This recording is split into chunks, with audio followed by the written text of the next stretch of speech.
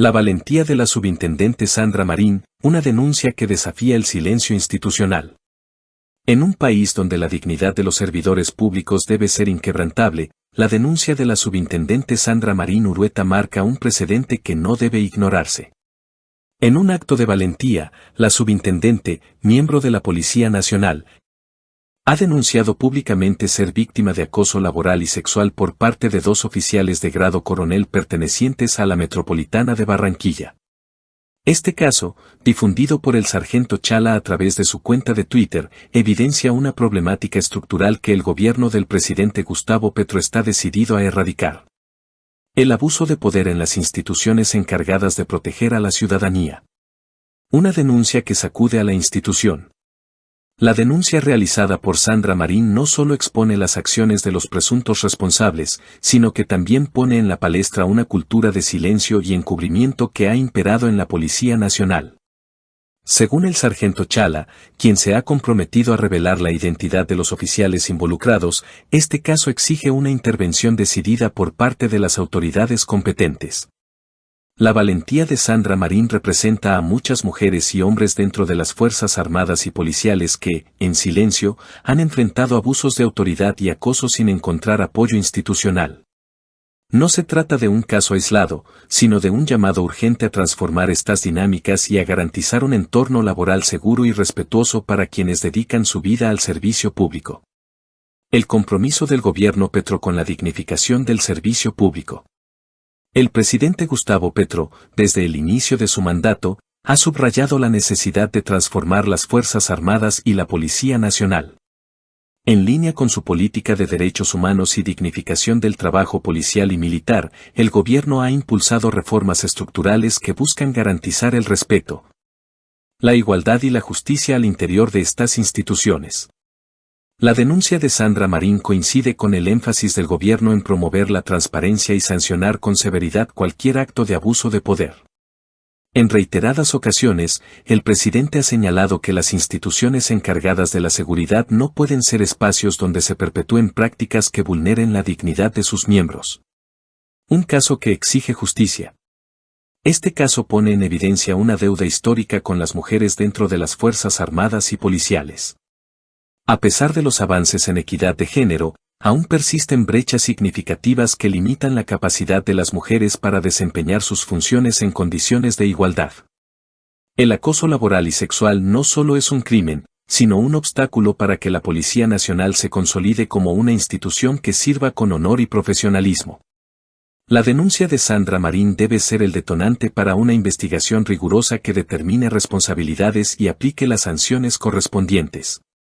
El gobierno nacional, en cabeza del presidente Gustavo Petro, debe garantizar que se respeten los derechos de la denunciante y que los oficiales acusados enfrenten un proceso justo, pero inflexible, acorde con la gravedad de los hechos denunciados.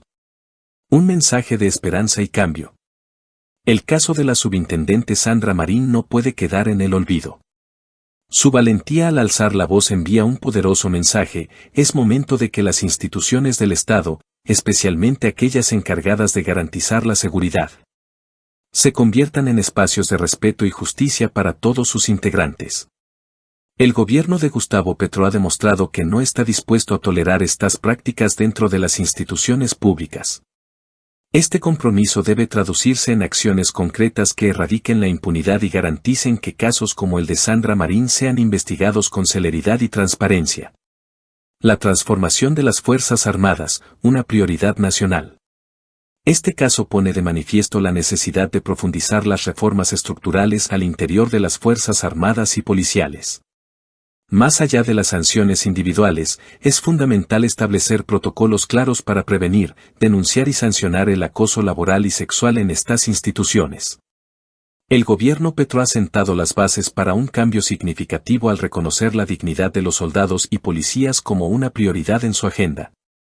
Sin embargo, este esfuerzo requiere el apoyo de toda la sociedad colombiana, que debe exigir que las instituciones cumplan con su deber de proteger a sus miembros y no permitir que el abuso de poder quede impune. Conclusión. La denuncia de la subintendente Sandra Marín Urueta es un recordatorio de las profundas transformaciones que aún son necesarias en las instituciones de seguridad del país. Su valentía al exponer esta situación, respaldada por el compromiso del gobierno de Gustavo Petro, abre una ventana de esperanza para quienes buscan justicia dentro y fuera de estas organizaciones. Colombia está en un momento histórico para garantizar que las Fuerzas Armadas y policiales sean espacios donde prime el respeto y la dignidad humana. El caso de Sandra Marín no debe ser solo una denuncia más, sino un punto de inflexión hacia un futuro más justo y equitativo para todos los servidores públicos.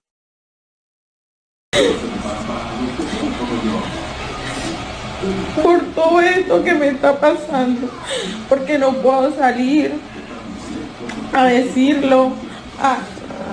He buscado los entes competentes como la Defensoría, la Oficina de la Mujer, la Defensoría del Pueblo, la Procuraduría, en que hace un tiempo he estado acosada por un señor coronel que me propuso acostarme con él, obviamente. Y a raíz de que eso fue negativa por parte mía, entonces... Gracias. Entonces,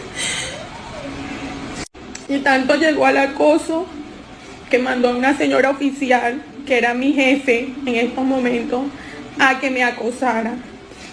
De todas estas cosas que estoy diciendo tengo cada una pruebas, testigos, documentales, fotos, videos. Yo trabajaba en la terminal de transporte hasta el día de hoy, donde es tanto así que se me han negado mis permisos. Hasta hoy hubo un inconveniente con la señora teniente y han intervenido muchas cosas donde se me ha afectado mis hijas, mi madre. Me están obligando a cumplir un traslado a la ciudad de Cali, donde no tengo quien me cuide a mis hijas. Si yo cumplo ese traslado, ¿quién me va a cuidar a mis hijas en la ciudad de Cali? Aló Padrecito, una voz que desafía al poder corrupto. El discurso del padre Ramiro Arango con las chácaras bien puestas, conocido como Aló Padrecito, ha sacudido las redes sociales y el debate público al señalar directamente a figuras políticas como Miguel Polo Polo y Álvaro Uribe, vinculándolos a lo que describe como una jauría de bandidos al servicio de intereses contrarios al pueblo colombiano. Buenas tardes a todos. Un saludo con mucho cariño, con mucho respeto. El Juzgado 30 Civil del Circuito de la Ciudad de Bogotá, Distrito Capital, ha emitido una orden judicial ordenando al sujeto Abraham Polo Polo, representante a la Cámara con un aval falso, engañoso, obtenido a una comunidad afro, miembro del Centro Democrático, la organización narcoterrorista más peligrosa que tiene América Latina. Sus tentáculos se han extendido por todo el continente en una macabra ola de muerte, de desapariciones. Ni las dictaduras de Pinochet y de Videla, junticas, hacen el 1% de lo que el Centro Democrático y sus secuaces bandidos del Congreso hacen, comenzando por el cabecilla de la organización Álvaro Uribe Vélez. En este contundente pronunciamiento, el padre no solo respalda la justicia en el caso de Abraham Polo, representante a la Cámara, sino que también denuncia la inacción institucional frente a hechos que considera criminales y antiéticos. Un juicio contra la corrupción en las altas esferas. El padre Arango comienza su intervención destacando una decisión judicial crucial. El Juzgado 30 Civil del Circuito de Bogotá emitió una orden contra Polo Polo, cuestionando el aval con el que accedió a su curul. Esta denuncia va más allá de un caso individual, exponiendo lo que el sacerdote describe como una red de corrupción estructural encabezada por el Centro Democrático, al que califica como una organización narcoterrorista. La acusación es dura y directa, según el padre Arango, el Centro Democrático y otras fuerzas políticas tradicionales como Cambio Radical. El Partido de la U y el Partido Conservador han perpetuado prácticas corruptas que afectan gravemente al país. Estas denuncias se alinean con las posturas del gobierno de Gustavo Petro, que busca transformar las instituciones y acabar con la corrupción en el sistema político. Yo le agradezco a la juez 30 del Circuito Civil de Bogotá, que hizo justicia, y que esto sirva también de una reflexión. ¿Cómo es posible que el Congreso de la República, con su silencio, hablo de la mesa directiva de Cámara y Senado, hablo de los entes dentro del Congreso que investigan los crímenes o las acciones contrarias a la ley que emiten sus congresistas, no haya hecho nada? El Congreso de la República es cómplice activo, exceptuando la bancada del pacto histórico. Son cómplices y son bandidos. Y el pueblo colombiano tiene que ir pensando ya no en actuar en derecho, porque en derecho este país emiten sanciones y emiten juicios los pocos jueces, como la juez 30 civil de Bogotá, que son honestos. El resto, y en la fiscalía, los pocos fiscales honestos. En la Corte Suprema de Justicia, una jauría de bandidos. La complicidad del Congreso y las instituciones judiciales. En su discurso, el padre también lanza críticas severas al Congreso de la República, al que acusa de ser cómplice activo de estos actos de corrupción. Sin embargo, exime de estas críticas a la bancada del pacto histórico, destacándola como una fuerza política que lucha por el cambio. Esta denuncia coincide con los esfuerzos del gobierno de Gustavo Petro por impulsar reformas que rompan con las prácticas tradicionales y corruptas del Congreso. Las críticas del sacerdote hacia la Fiscalía y las Cortes también refuerzan la necesidad de una justicia verdaderamente independiente, algo que el presidente Petro ha priorizado en su agenda gubernamental. Se los repito, señores de la Corte, y se los digo de frente y sin miedo. Llévenme a la cárcel y hagan lo que les dé la berraca gana como criminales. Las Cortes en Colombia son unas instituciones de crimen, de muerte y de sufrimiento para el pueblo. Esa gente hay que sacarla de allá. Hay que subirlos en una tarima en la Plaza de Bolívar. Hay que ir a la Picota y desocupar el patio 1 de la Picota. Y el pueblo tomarse la Picota. Y llevar allá a esta clase de ampones, como Abraham Polo Polo, como la bancada del Centro Democrático, de Cambio Radical, del Partido de la U, del Partido Conservador y del Partido Liberal. Salvo algunas excepciones en el Partido Liberal. De resto, esa bandola debe estar guardada en la Picota y vigilada por el pueblo, no por el IMPEC. Capturados esos bandidos y capturadas sus familias y expropiación inmediata de todos los bienes. Aquí tenemos que levantarnos con berraquera. Aquí tenemos que perder el miedo y ser de frente y actuar de frente como cristianos. O somos seguidores de Jesús o somos seguidores de estos bandidos. Muy buenas tardes. Una llamada a la acción ciudadana. El padre Arango no solo denuncia, sino que también llama al pueblo colombiano a movilizarse contra estas dinámicas corruptas. Pide una acción decidida, proponiendo la vigilancia popular como un mecanismo para garantizar que las instituciones sirvan al bien común y no a intereses particulares. Estas declaraciones se enmarcan en un contexto donde el gobierno del presidente Petro ha incentivado la participación ciudadana y el empoderamiento de las comunidades para construir un país más justo y equitativo.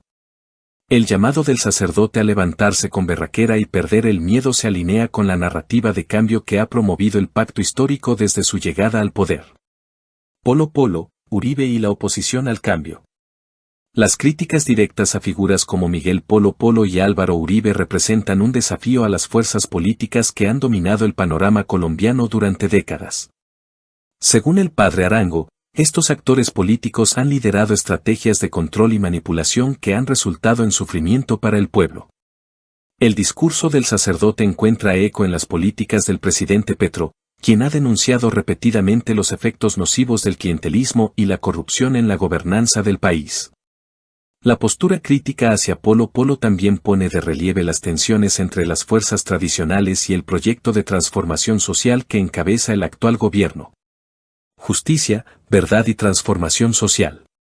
El acto de justicia destacado por el padre Arango, al agradecer a la juez que emitió el fallo contra Polo Polo, resalta la importancia de una judicatura imparcial y valiente. Este reconocimiento refuerza la necesidad de fortalecer las instituciones judiciales para garantizar que la ley prevalezca sobre intereses particulares. El gobierno de Gustavo Petro ha trabajado por crear un sistema de justicia que responda a las necesidades del pueblo y no a las élites corruptas.